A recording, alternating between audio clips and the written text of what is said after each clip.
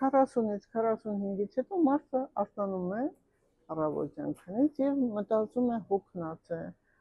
սուրճ է խմում կամ թե է խմում որևիցե հաց, պանիր կամ երշիկ եւ գնում է աշխատանքի, մինչեւ կեսօր զգում է, որ հոգնած է, կարծես սպառված, սիրելիներս, առավոտյան օգտագործեք ջուր, այն էլ լիմոնով,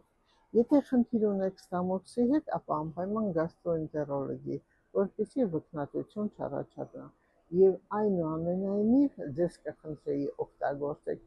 2 ընկույզ, մի փոքր մեջը ավելացրած մեղր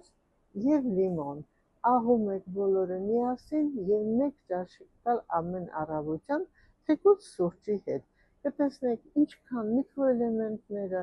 վիտամինները հրաշալի կլինեն ձեր օրգանիզմի համար եւ ընդհանուր ձեր վիճակը կլավանա եւ երիտասարդությունը կպահպանվի։